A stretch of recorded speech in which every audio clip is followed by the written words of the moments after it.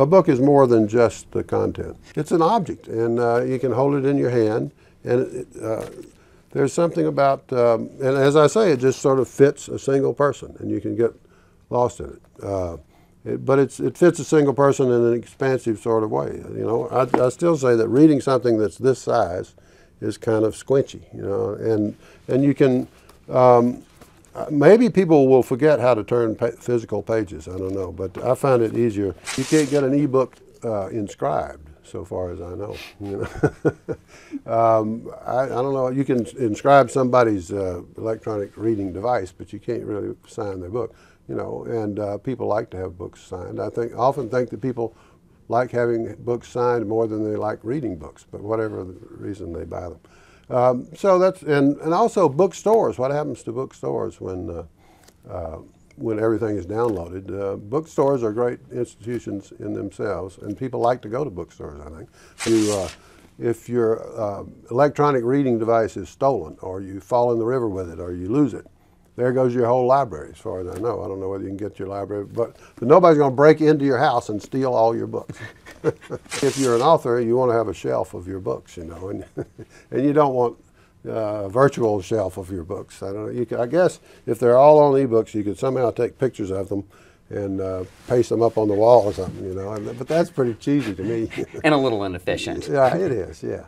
So, you know, and books look good in a room, too. Be tough on yourself. How much of this do you think is just nostalgia?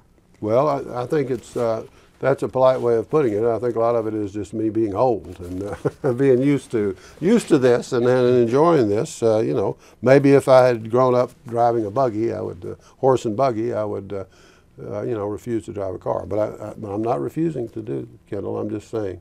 Now, I've actually heard young people say that they can't imagine how in the world do you deal, you know, this huge floppy thing. How do you read this thing? Yeah, you know.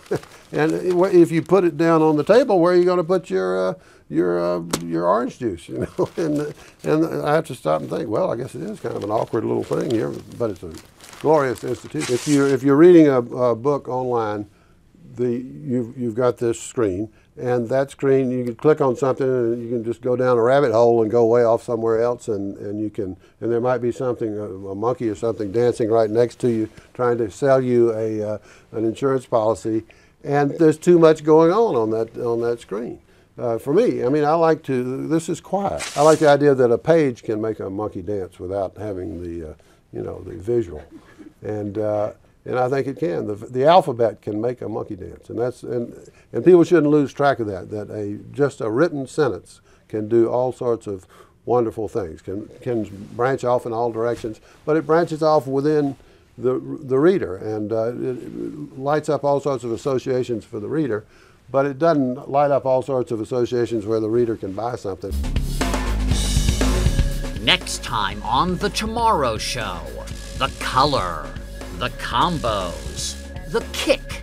The chili hit me like a ton of bricks. Yeah, it was like that paprika. Get set for the sugar high that is the future of candy.